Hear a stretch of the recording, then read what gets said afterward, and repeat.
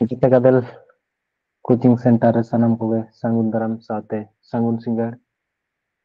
आसो इन सानाम कोगे नापाय गे मेना पेया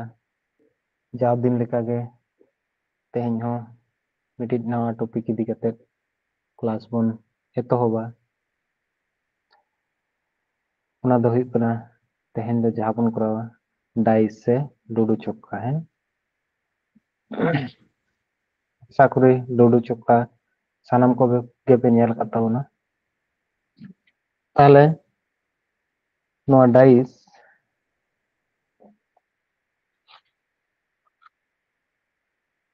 डाइस रे जहां क्वेश्चन को ताहेना ना को गे घाटी बन आलोचनाया डाइस रे अबो बन नेला जे पे धरन ते ताहेना मिटिज दो हुयुग कना सिंपल डाइस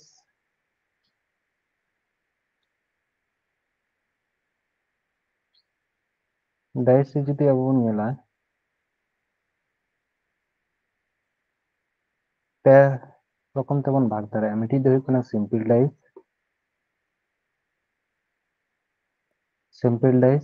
मिटिज दो हुयुग कना standard dice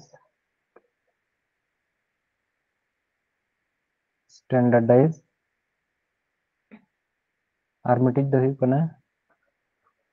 open dice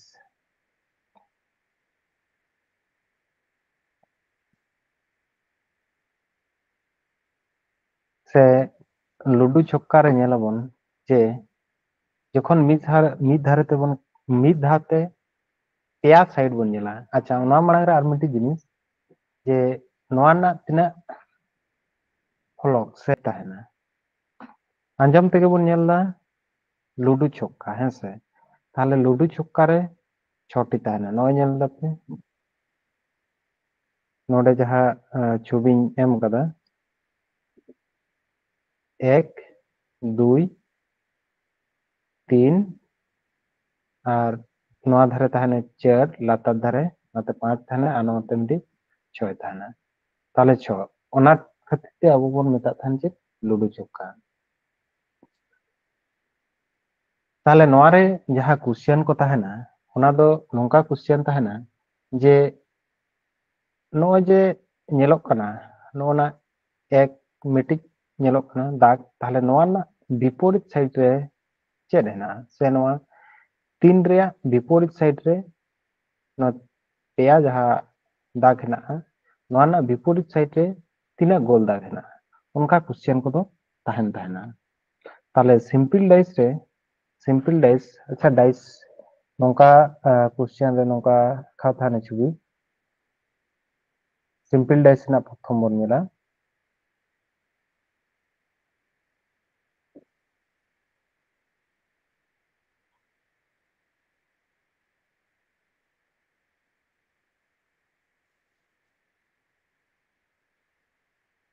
जुदी नोडे simple dice रे हो पे धरना टाइप ताहेना प्रथम फर्स्ट टाइप 1 रे जहां ताहेना टाइप 1 रे ताहेना जे बारया बारया जुदी नोंका लूडो छक्का एम ताहेना बारया जुदी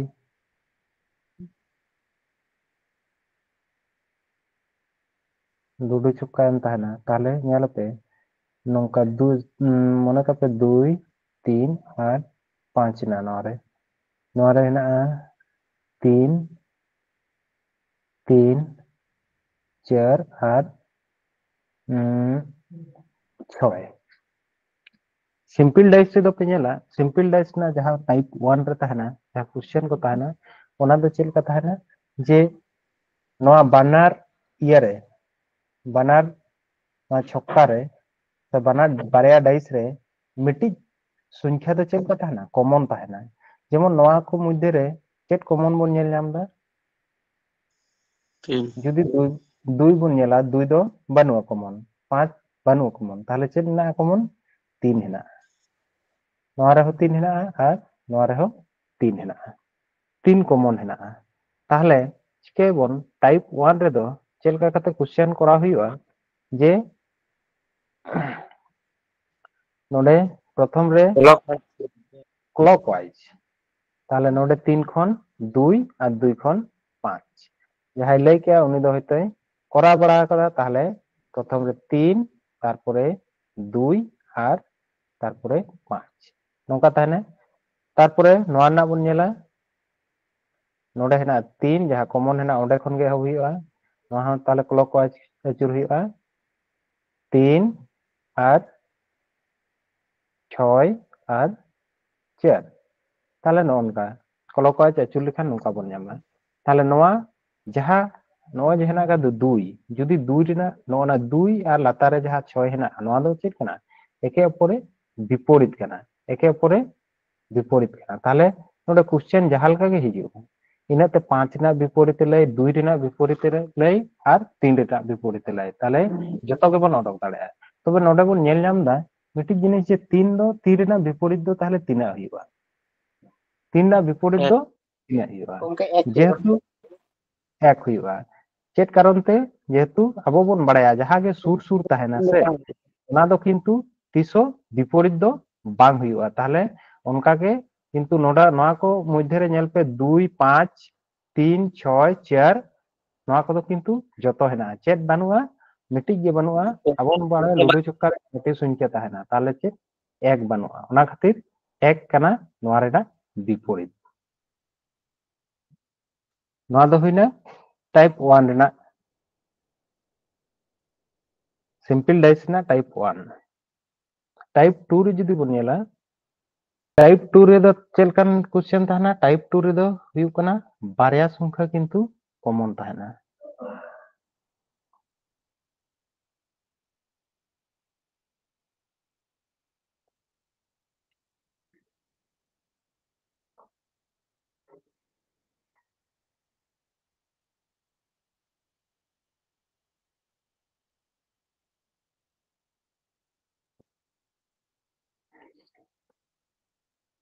2 4 और 5 ताहले नोडे 3 2 और मिटी चेरिंग करा 4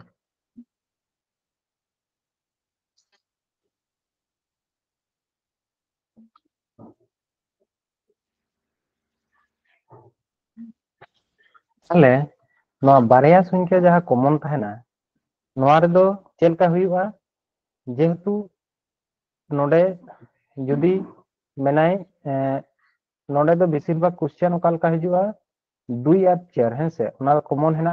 2 और 4 कॉमन हेना नोडे बेसिर भाग क्वेश्चन हिजुआ चे 5 ना विपरीत चेक कना ताहले 5 ना जहां गे किंतु बाकी तहन कना ओना गे हिउ कना 5 ना विपरीत ताहले 5 ना विपरीत चेर हिउआ 5 ना विपरीत हिउआ 3 हेना जेहेतु कॉमन दो नोडे दो बाय बसिया सब समय निया के दिसे का जे যদি দুটি সংখ্যা কমন থাকে দুটি সংখ্যা যদি কমন থাকে সব সময় তাহলে যে বাকি সংখ্যাটা থাকে সে তার বিপরীত তাহলে ওনাটা ওনানা বিপরীত হয়ে তাই না ঠিক है नेक्स्ट पुन नेला नेक्स्ट दो ही बना नोआ दो टाइप 2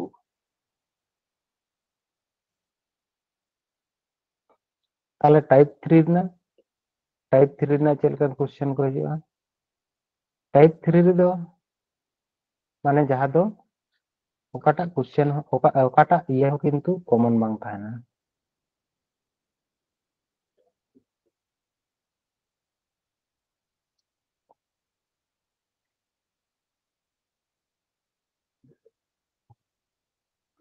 सॉरी ना दो वाई ही है से ताहले टाइप 3 रे टाइप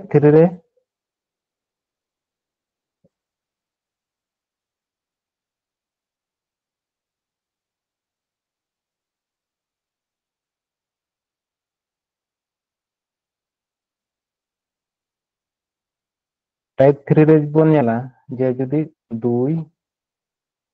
3 और 4 ताहले 1 5 और 6 नौका जदी क्वेश्चन ताना नोडे जदी ले चेक ले सब समय नोआ दो चिका नोआ दो किंतु एके अपर ना विपरीत हुई थाना ताले दुई रेना हुई कना एक चार रेया हुई कना 5 और 6 रेया हुई कना 3 ठीक है दुई रेया हुई कना एक चार रेया हुई कना 5 और 3 रेया हुई कना 6 gongke lagi mehet ada he doi cita huyuga ona do judi common bacuga bang tahena ona ki do cita me ata jemon doi reya iye mana ek ona do onka ge hata ase किंतु तो आदो बोराय आरो जो नोंका option तहना नोआ दो किंतु सठिक उत्तर बांग कना जेतु जदि ऑप्शन को नोआ क्वेश्चन को दो माने निर्भरा जदि नोंका ऑप्शन तहना सब का बे मने का पिचे ना 6 ना विपरीत चेतना ठीक ले तहन जे नोआ दो एके अपन ना विपरीत बन साब दाड़े जदि नोआ दो जदि ऑप्शन तहना 6 ना विपरीत जदि नोडे तहना ऑप्शन ए रे तहना 2 ऑप्शन बी रे तहना सब करते 5 ऑप्शन सी रे तहना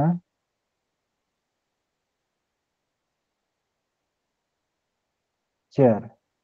और ऑप्शन डी रे तहना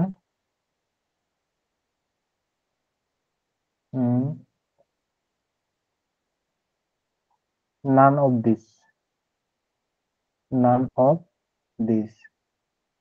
ताले उनरे ओकाटा आंसर हुयुगा उनरे तो किंतु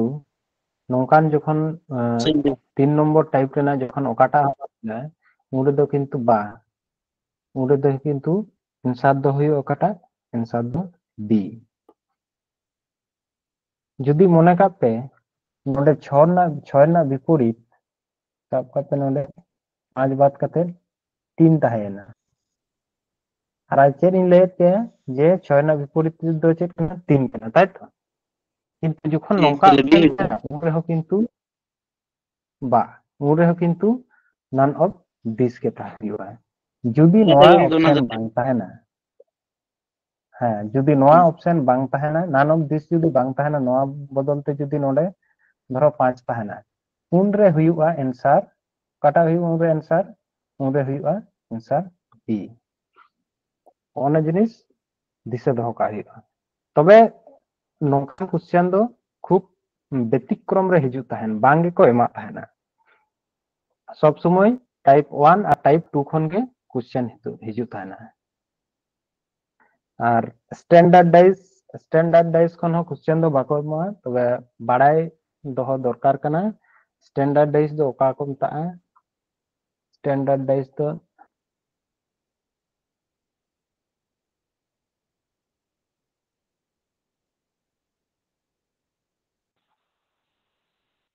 गोंके चिकाते बांग हुई नन ऑफ दिस जदि नुका ऑप्शन थेन 3 जदि थेन खान हाँ जेतु नोआ दो सठिक उत्तर दो बांग हुयुआ जुदी नोंका ऑप्शन तहना ताहले खान गे 3 दो हुयुआ नोना जेतु आबो बन बड़ाया जे जुदी नोडे तहना जेमन 2 रेना विपरीत 4 बांग हुयुआ है से जेमन नोडे मेंडलिन जदि 3 2 रेना विपरीत नन ऑफ मेंडलिन जदि 3 नन ऑफ दिस तहेना जुदी और तहना ताले लतार मेटा ऑप्शन 3 हो तहेना ताले उनके दो किंतु नन ऑफ दिस गे हुयुआ आरो जुदी ताले नोंका 3 दो ऑप्शन तह दाड़े जे 2 हाँ 3 रेया एम ना तो दरकार तो बांग थे कना ताले 3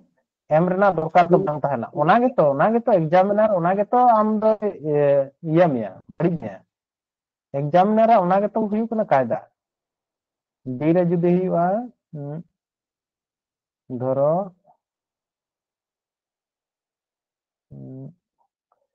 बी रे हुयुआ जुदी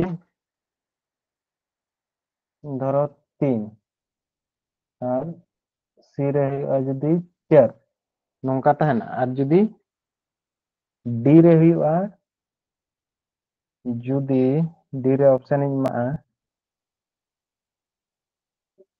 3 আর 4 ᱦᱚᱸᱜᱼᱚᱱᱟ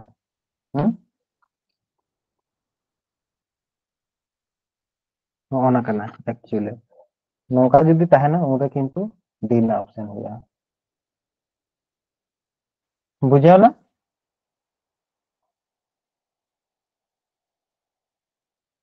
गंके डाउट होता तहन कन गया तीन तापना तो बांग बीर जेतु नोआना विपरीत छयना विपरीत तो एक दो तीसो बांग हुई दड़े और छयना विपरीत तो पांच तीसो बांग हुई दड़े चेदा जहां एक अपर सुर सुर किन तहना उनकिन की जहां तीस विपरीत किन हुई दड़े बांग किन हुई दड़े किंतु अब दो कन्फर्म तो बाड़ाय बनू तमा जे चेरे हुईआय दुई हुईआय से तीन हुईआय ना की कन्फर्म बाड़ाया ना दो चेत कना लुडू जखन मिड धाम गिडी केदा ना दो लुडू बार दा बारया मोना खाओ कदा चे लगे प्रथम रे जखन गिडी केदा उरे चे रकाब ना 2 4 और 3 हैं আর মিড দা যখন गिडी केदा उरे रकाब ना 1 6 और 5 এরপরে কুলিয়ে মে যে ছয়না বিপরীত দই চের হুইবা কিন্তু আম দো নয়া দো কিন্তু কনফার্ম দো বাং কানা নয়া দো অপশনের উপরে নির্ভর হয় যখন টাইপ 3 সে নয়া দো সব সময় অপশনের উপরে নির্ভর হয় যেহেতু আম দো বাম মারছি ছয়না বিপরীত দো 3 কেনা ছয়না বিপরীত তো 4 কেনা সে ছয়না বিপরীত দো 2 কেনা কিন্তু অপশন রে ডি রে নেল তো 2 3 এবং 4 বানার গে মানে 2 অথবা 3 অথবা 4 নয়া মানে দেছে 2 অথবা 3 অথবা 4 ওকাটা হুইবা বাম বাড়ায় ওনা খাতির কিন্তু নয়াটা অপশন রাইট হুইবা किंतु जुदी आम नौका क्वेश्चन एम आए 2 3 4 और 5 नौका जुदी ऑप्शन तहना ताले अब दो डायरेक्ट चेताना सला चेताना बोन बड़ा विपरीत है नोडे 3 सला को विपरीत है 6 और 4 सला जुदी अब नौका बोन हिसाबा जे चेतान रेना जे 2 1 ये 2 4 और ठीक ना 2 4 और 3 है से अब दो क्लॉकवाइज नौका बना चुरा से ताले नवा धरे चेतान रे चेन ना 1 ताले 1 5 और 6 ताले अब दो नौका क्लॉकवाइज बना चुर दे है से टाइप 1 रे ताले ओना हिसाब ते जुदी नेला ताले 3 ना विपरीत चे रही कना 6 ही कना और 4 ना विपरीत चे रही कना 5 ही कना और 2 रे ना विपरीत चे रही कना 1 हुई कना बुझा केदाम क्लॉकवाइज जखन बन आचुर दा किंतु ओना दो ऑप्शन जुदी नौका तहना नौका एम तहना उरे चे 3 ना विपरीत 6 बा 6 ना विपरीत 3 ठीक है और जुदी ऑप्शन नौका एम तहना नोडे जुदी अपर्याप्त से नन ऑफ दिस तहना नन ऑफ दिस तहना ताले उंडे दो किंतु आंसर डी हुआ चेदा नोआ दो आम दो कन्फर्म दो बांग कान तमा जे 6 रेन विपरीत 3 कान गया मेनते ताले ओना खातिर ते नन ऑफ दिस तो नोआ दो आम दो बाम मेन दाड़ेया माने कन्फर्म हिसाब ते दो ओना खातिर ते नोडे आरो मिटी ऑप्शन इन एम केदा जाते बुझ में जे ना 6 ना विपरीत 3 हो हुई दाड़े 6 ना विपरीत 4 हो हुई दाड़े 6 ना विपरीत 2 हो हुई दाड़े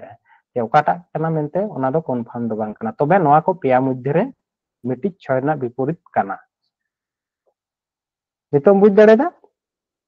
होय होय ले नोडे पुनिया एम हेना कदा चे लई केदाय जे तोले एकटी बिंदु आछे तार विपरीत तोले ओकाटा हेना चेद हेना ताले अब नोडे बन पांजाया सब समय बन पांजाया चेद टाइप 1 नोडे खन बन नाम दा से बांग जुदी अब प्रथम ना सला जुदी बन मिलावा 2 हेना नोडे बारया हेना ठीक है ऐसे 1 हेना नोआ दो टाइप चे रे चला कना टाइप 2 रे चला कना सठिक सब समय सठिक उत्तर अब टाइप 1 खन बन नामा ओना खातिर अब टाइप 1 रे ना किंतु पांजाय बन ठीक है ᱱᱚᱣᱟᱨᱮ 2 নম্বর চালাক না। তাহলে আবো যদি নোয়া সালা নোয়া বন কম্পারিজন ইয়াবন তুলনায়াবন তাহলে নোয়ারে 2 হেনাআ চেষ্টায়াবন যাতে মিটিং মিলামা তাহলে খান তিসো ভুল বাং হুᱭᱩᱜᱼᱟ আর সঠিক করাবন দাড়ায়। তাহলে নোয়ারে বারেয়া হেনাআ আর নোয়ারে বারেয়া হেনাআ পেয়া হেনাআ মিটেন হেনাআ মড়ে গোটে হেনাআ। তাহলে নোয়া কিন্তু আবো টাইপ 1 রেবন নেল আকাদা নংকা। टाइप 1 रे अब किंतु नौका बन नेल कदा बन से ले तीन ये टाइप 1 रे यदि नोडिंग करावा कटी गन टाइम में हता तबने आलोपे आकुतोआ कारण मिड दा चेल लेखन आदो कोनो असुविधा बांग हुआ।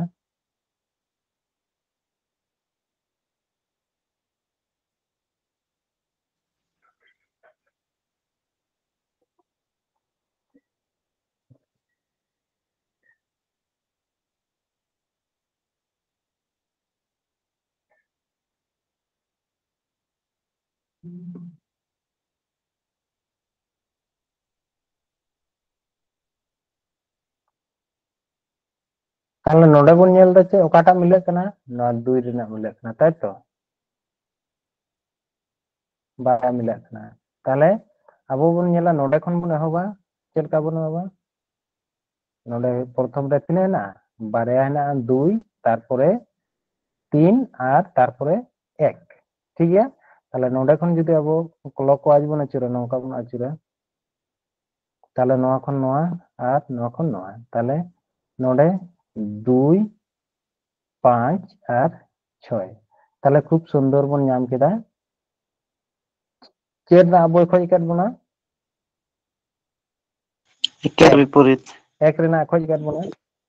एक ना विपरीत चेक कना ताहले 6 आबो दो किंतु जतो डाइस गे नेल लगा बना उनका कथा दो बांग कना मिटी पांजा डॉग बन लगा बना जदि जतो डाइस नेलन चला ताहले उना दो फालतू टाइम नष्ट ताहले मिटी जहा कतम पांजा डॉग लेखान गे किंतु उना ना उत्तर दो ताहले आंसर ओकाटा आंसर बी। गंखे ली ताना ना तो कॉमन पाजा हुआ तो যেমন টাইপ 1 রে চালামা টাইপ 1 রেনা সব সময় চেষ্টায় আর তাহেন গিয়া টাইপ 1 না তাহেন গিয়া নৌকা যখন পেয়া পুনিয়াল ছক্কা কো লুডু ছক্কা কো এমা ডাইস কো এমা সে উন যখন টাইপ 1 রেনা তাহেন গিয়া।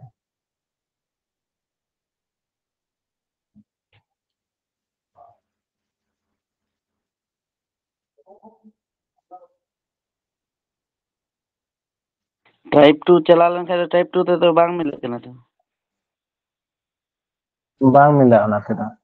ओनाते टाइप बांग 1 रेना दो ताहेन गया और ओनाते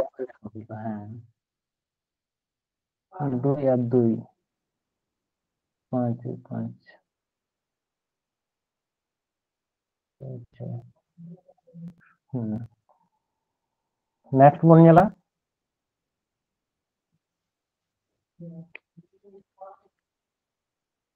नोरे नोटा ले पिसे ओकाटा हुआ 3 रिना विपरीत रे चेड हेना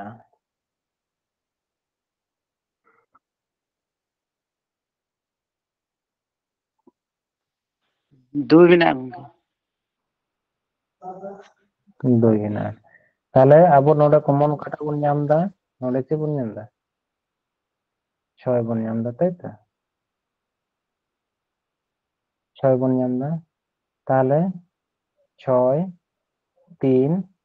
আর 1 তাহলে নটা রে 6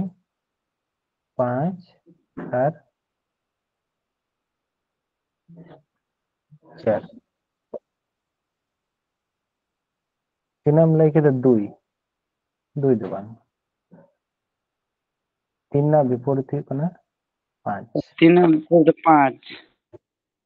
6 विपरीत 6 না বিপরীত দো 2 হুᱭᱩᱜᱼᱟ 2 যেহেতু 6 না বিপরীত দো 2 হুᱭᱩᱜᱼᱟ जहागे नोडे बानु कदा जेमन 1 2 1 2 बानुआ 3 हेना 4 हेना 5 हेना 6 हेना ताहले ओकाटा बाकी हेना 6 ना विपरीत হুᱭᱩᱜ ᱠᱟᱱᱟ 2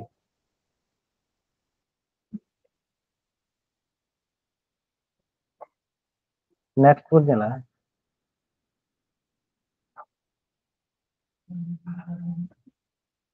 नोटा रे पंजाय पे ओकाटा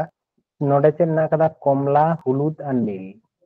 नोडे चेक ना कना कमला और नील ताले डबल डबल ये कना नो ताले नो दो बाबन करा नो सला दो बाबन ताले नेक्स्ट बन चला हुलुद नील और कमला नील हुलुद कालो ताले नोडे हो किंतु डबल डबल हुई कना टाइप 2 रे चला कना नोटा जदि बन चला कालो हुलुद सोनाली हुलुद को नील और कमला ताले नोरे हुलुद और नोरे हुलुद नील और कमला सोनाली और कालो इप नोरे मिटिज मिला कना ताले नोआ सला नोआ बुन नेरा ताले चेन मिले कना हुलुद मिला कना ताई तो हुलुद मिला कना ताले हुलुद कोन गे बन हवा हलुद नील और कमला ताले हलुद सोनाली सोनाली और कालो चेक लई कदे क्वेश्चन रे कालो लेखा आछे तार विपरीत तले की लेखा आछे ताले कालो ना विपरीत रे चेक ना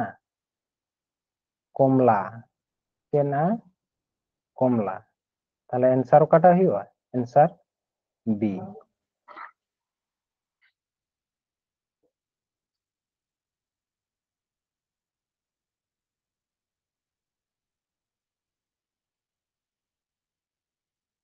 सनाम को बुझ तड़े दपे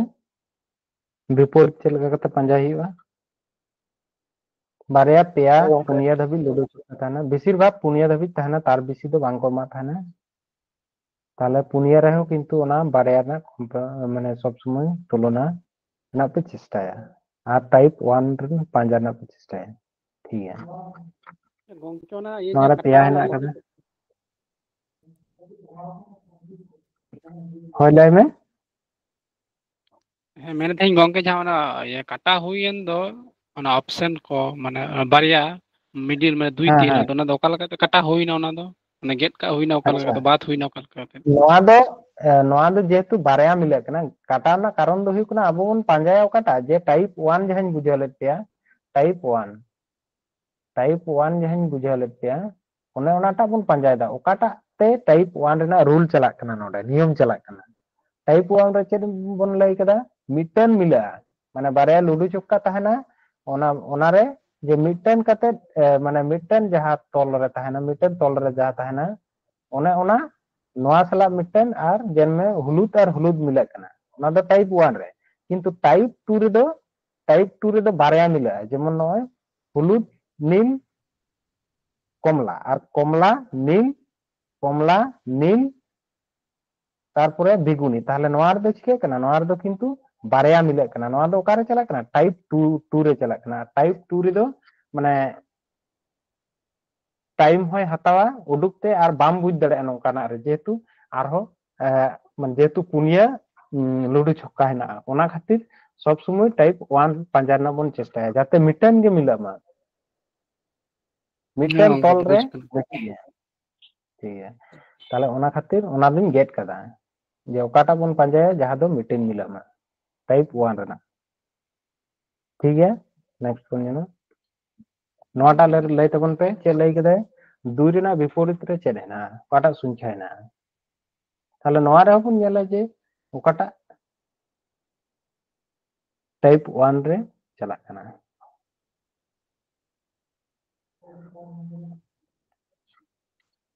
ताले नोडे तिना हेना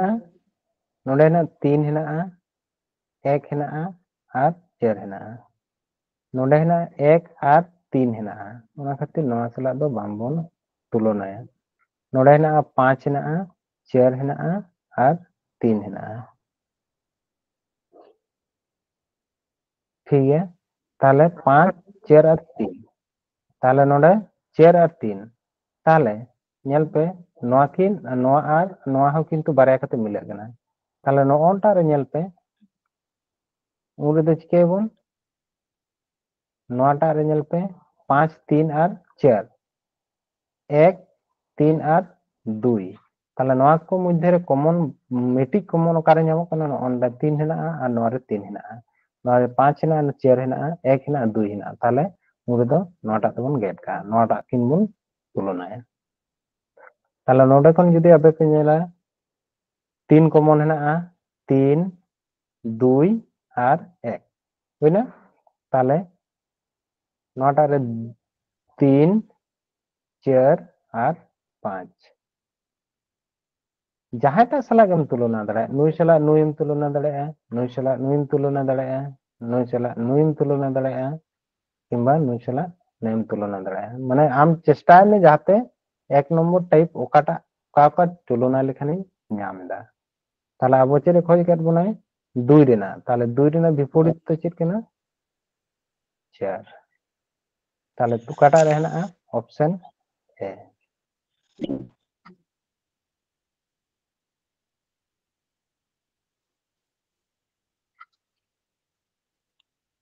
नेक्स्ट बन नेला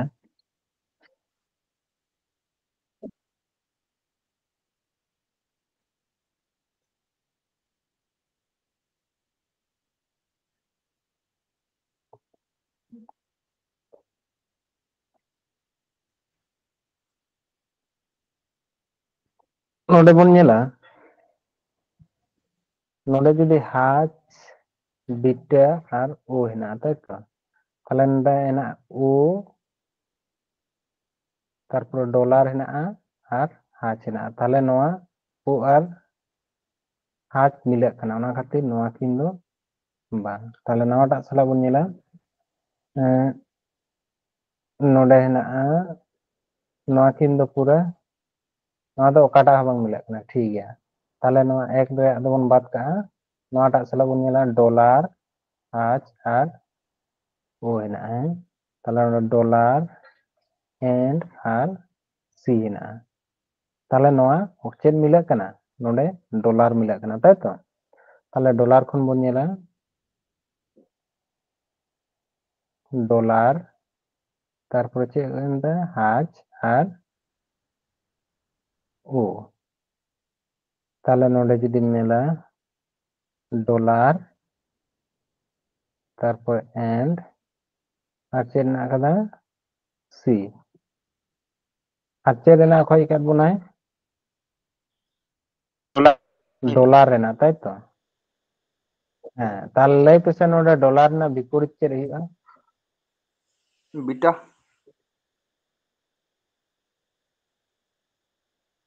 ঠিক এটা ইয়ো বিটা तो रोड तो बांग যেহেতু विपरीत হ্যাঁ লাই মে बीटा যেহেতু डॉलर আবো तो চেন डॉलर বন বাড়ায় বা এনার গিন লাই কেদা যাহা বাকি তাহেনা ওনা গে হইবা যেহেতু নোয়া কিন্তু মিটি কেন ডলার না তো ডলার দো চেদা বিপরীত তো হইবা लूडो छक्का रे बांग 6 बारे ताहेना 2 बारे ताहेना से 3 बारे ताहेना 6टी संख्या ताहेना ताहले नोडे नेल पे तिना संख्या ना चेना नोडे जदि पे नेला हाच ना मिटन बीटा हेना ठीक गया बारे जीरो हेना पे हेना डॉलर हेना तारपरे चेना and Hena R chain Hena তিনা হইনা 1 2 3 4 5 6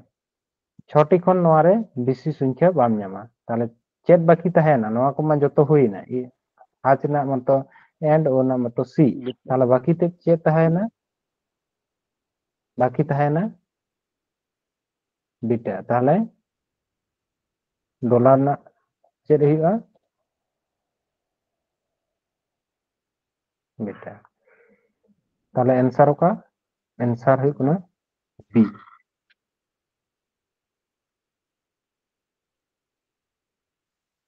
गोंगे type 2 nail काते की भूल रना संभावना तहेना हाँ अवश्य जेहेतु आम दो उरे दो जेहेतु पेया तहन पेया है ना से ओना खातिर आम दो ताहले बार बार ये लगा में भूल ना संभावना तहना अवश्य टाइम हो दमे हाता माने तमा तो माने टाइप 2 तो ठीक गया हाँ बारया ताहलेन खान तो ठीक गया किंतु पेया जखन गे पेया की पुनिया तहना उन समय तो सब समय टाइप 1 नाम नाम खान टू रना प्रयोजन के बनवा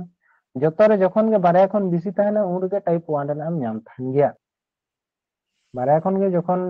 बेसी डाइस एम ताहेना उन रे किंतु टाइप 1 रे नाम नाम गया प्रत्येकटी क्वेश्चन रे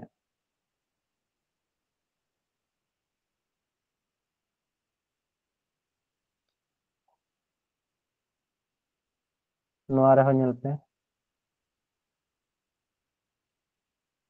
चेना नोआ स्टार है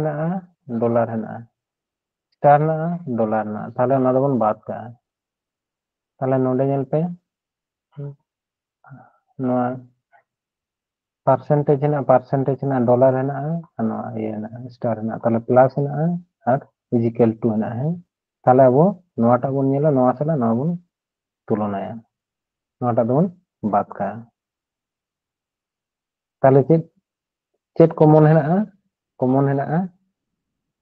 डॉलर अब रे गंके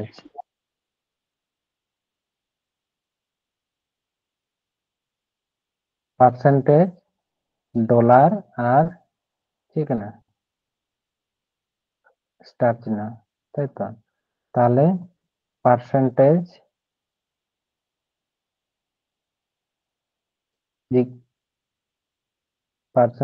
तारपरे इजिकल टू और ठीक है ना प्लस ताले चेट होइना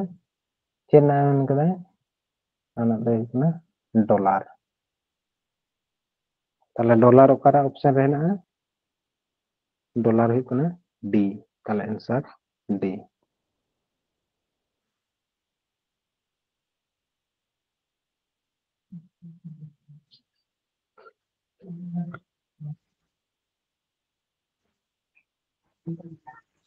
नेक्स्ट बन नेला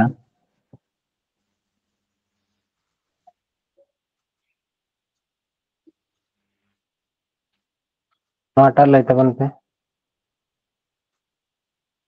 बारया रेना तिना ना नोडे पुनिया ना नोडे हो पुनिया ना नोडे छोटी है ना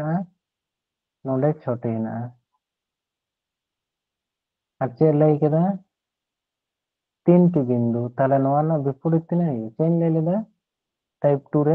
5 जहां गे बाकी ताहेना ओना गे नोआ ना ताले चंदी आंसर डी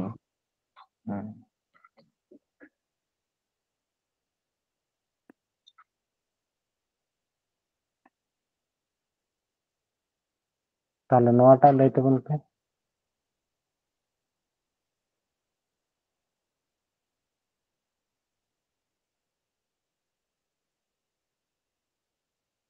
बारया बिंदु विपरीत रे तीना बिंदु हुआ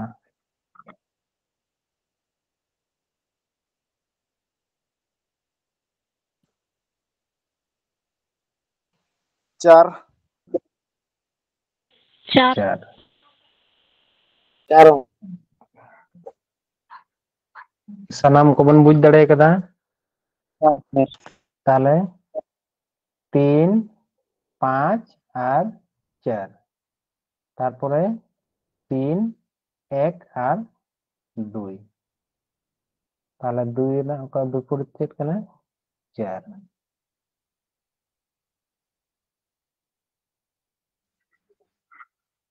ओपन डाइस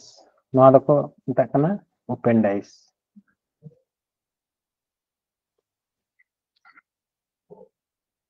ओपन डाइस रे दो जहां डाइस ताहेला ओना गे किंतु राडा कते एम हेना करा तारे नोआ ना जहां विपरीत फलक हुआ ओना दो हुई कना सब समय मिट्टी छाड़ा कते ताले 6 ना विपरीत चेर हुआ 6 ना विपरीत हुआ 1 3 रे चेर हुआ विपरीत 3 रे हुआ 5 ताले सारे ओकाटा ताहेना 4 4 रे विपरीत चेर कना 2 ताले क्वेश्चन रे चेक लय केदा नीचे चित्रटी साहाज्ये कोन घनकटी तैरी करा जाबे ताले नोआ को मध्य रे ओकाटा बेना अब मिट्टी जिनिस बन बड़ाया जे जहां विपरीत ताहेना है से जहां विपरीत ताहेना ᱚᱱᱟ ᱫᱚ ᱠᱤᱱᱛᱩ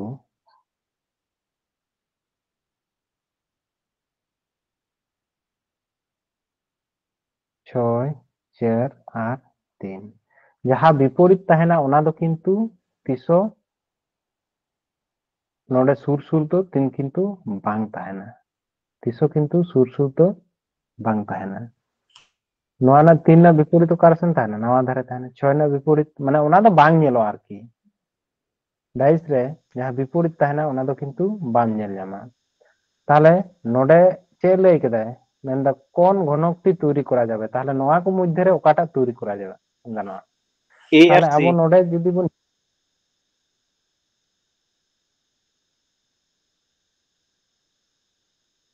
বি আর সি তাহলে নোডে বন নেলা চেনা 6 হেনা হেসে 6 না বিপরীত চেত কেনা 1 কেনা হেসে নোডে হেনা চেত 1 বানুয়া 3 হেসে 3 না বিপরীত চেত কেনা 3 না বিপরীত 5 হেসে 4 হেনা 4 না বিপরীত চেত কেনা 2 হইনা তাহলে নোয়া দো ঠিক গিয়া নোয়াটা ডাইস দো কিন্তু বেনাও গানোয়া বুঝ দাড়ে তাপে চেন লই কেদা 6 রেনা বিপরীত বিপরীত তিসো সুর সুর বাং তাহেনা তাহলে 6 না বিপরীত তিনা কেনা 1 কেনা সে নোডে 6 সুর রে হেনা 1 4 হেনা আর 3 হেনা মেনা বানুয়া 1 বানুয়া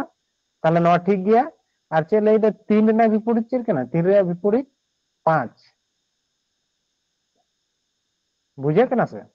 3 রেনা বিপরীত চের কেনা 5 তাহলে 3 রেনা বিপরীত নোডে সুর রে হেনা বানুয়া তাহলে নোয়া ঠিক গিয়া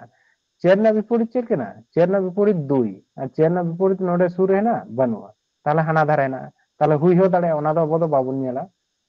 ওকারে মেনা বানুয়া আবো দো নোডে গে তো ওপেন ডাইস রে উদু কাট বনা তো C চেত ᱦᱩᱭᱩᱜᱼᱟ চেত না বিপরীত কেনা তাহলে 2 রেনা A আর C ঠিক তাহলে নোয়া যদি আবো বি রেনা বন নেলা 6 6 না বিপরীত চেত বন বড়ায় 6 না বিপরীত 1 4 না বিপরীত চেত বন বড়ায় 2 তাহলে 4 না বিপরীত 2 না তাহলে 4 না বিপরীত 2 সামনা সামনি 2 2 চিকাতে হইবা তাহলে নোয়া দো ভুল গিয়া যেহেতু 4 না বিপরীত বন বড়ায় 2 আর সামনা সামনি কো অল কাদা তাহলে খান দো নোয়া দো বাং হইও ওনা খাতির নোয়া দো ভুল গিয়া 3 না বন নেলা সির না বন নেলা 3 ना विपरीत चेत केना 5 केना बनुआ 2 ना विपरीत चेत केना 4 केना बनुआ 1 ना विपरीत चेत केना 6 केना बनुआ ताहले नवा हो ठीक गया ताहले बारे ऑप्शन बन नेल केदा ठीक गया ए रेना आर सी रिया आर डी रिया बन नेला 5 रा विपरीत चेत केना 6 केना ये 5 ना विपरीत चेत केना 3 केना ताहले नोडे विपरीत मी साथे बांग ताहेना ओना खातिर न भूल गया ताहले आंसर काटा होइना आंसर बी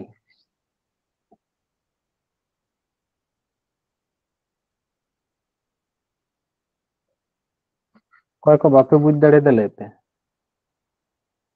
ओपन डाइस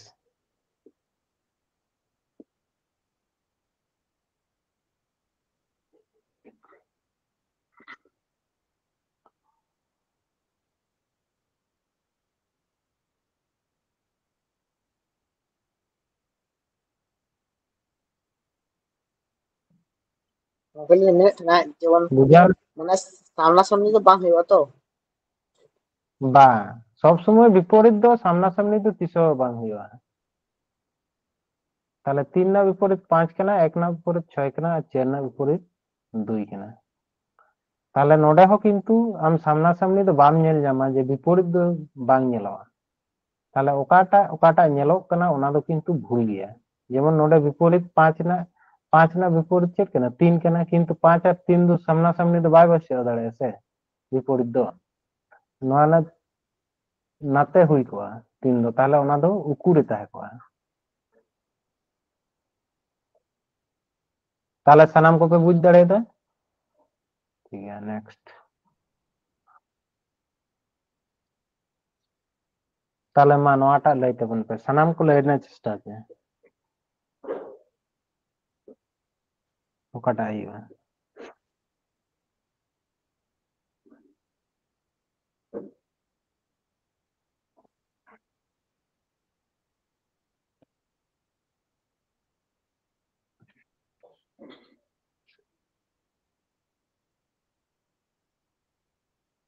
ᱪᱮᱫ ᱢᱮᱱᱫᱟᱭ চিত্রটি থেকে কোন ঘনকটি তৈরি করা যাবে মানে ওকাটা বেনাও গানোa তাহলে 6 না বিপরীত চেদ বন বাড়ায় 6 না বিপরীত 2 আর 3 না বিপরীত 4 আর 1 ᱨᱮᱭᱟᱜ বিপরীত 5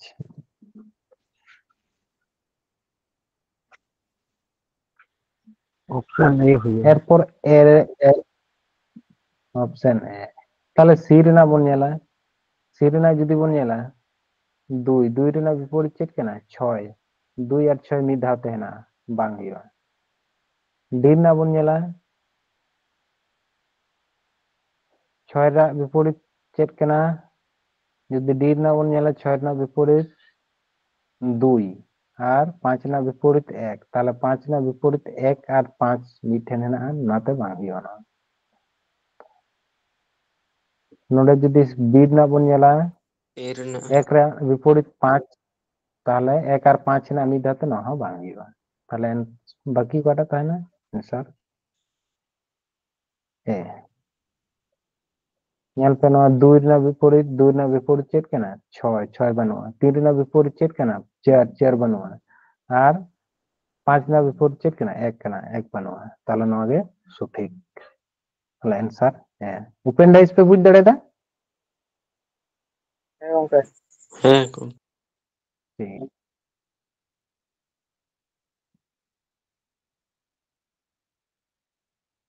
তাহলে নওয়া টাইপ 1 রে ইদি তাবন पे ওকাটা কম্পেয়ার হুইউआ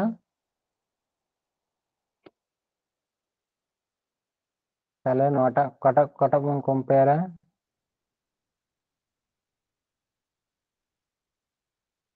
নওয়া সালা বন কম্পেয়ারা যেহেতু নওয়া আর नवा दो बारे हेनाआ और नवा साला हो गंके स्क्रीन बांग नेलो कना ᱜᱚᱝᱠᱮ ᱧᱮᱞᱚᱜ ᱠᱟᱱᱟ ᱱᱤᱛᱚᱜ ᱫᱚ नोडे दो नेलो टैब कना दे आमा हयतो घटे डिस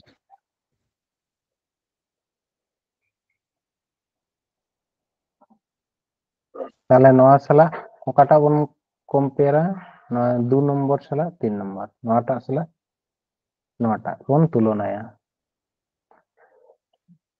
যেহেতু নয়া সালা যদি নয়াম তুলনায়া তাহলে খান চিকে কানা মানে টাইপ 2 রে চালা কানা নয়া সালা নয়া যদি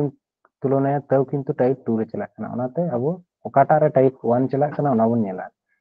তাহলে প্রথম রে চে না গোল গোল দাগ কিন্তু সেম है ना ওনা খাতির ওনা বন নেলা তারপরে চে জান ত্রিভুজ কেনা তারপরে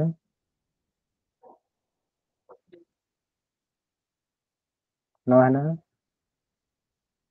তাহলে নয়া বন নেলা গোল দাগ है ना তারপরে চে না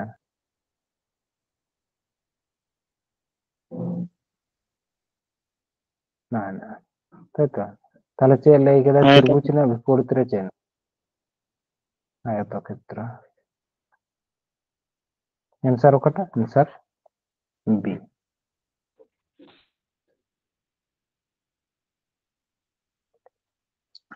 ठीक है नेक्स्ट बन नेला नोटा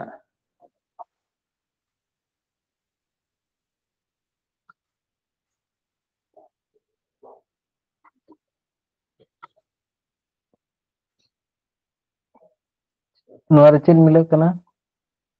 3 और 3 তাহলে 5 না বিপরীত তে রহিবা ᱢᱟᱡᱷᱮ ᱨᱮ 4 ᱜᱚᱝᱠᱮ 5 ᱨᱮᱭᱟᱜ 4 তাহলে 3 6 আর 4 3 1 আর 5 তাহলে 5 না বিপরীত তে রহিবা 4 आंसर सी नेक्स्ट बन नेला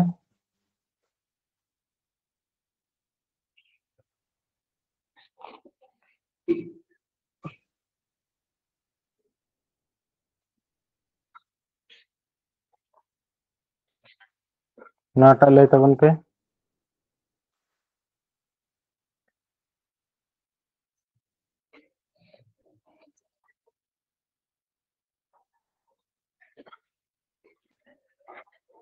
একটি ছক্কার দুটি অবস্থানে নিচে দেওয়া হলো নয়টা দাঁত পেলে তখন কমেন্ট তখন তোমার আর গᱚᱝᱠᱮ 5 ᱦᱩᱭᱩᱜᱼᱟ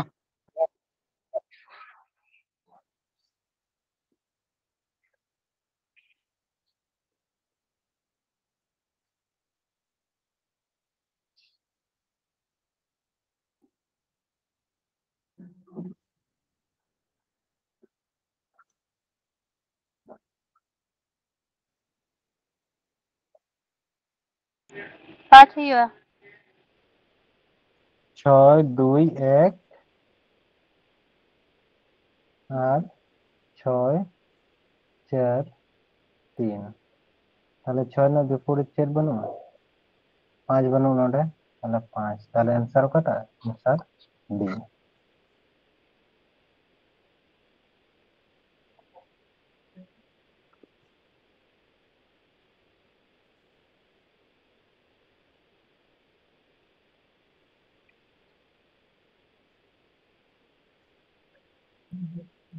ठीक है तेहन दो निना गान क्वेश्चन गे दोहो हुई लेना और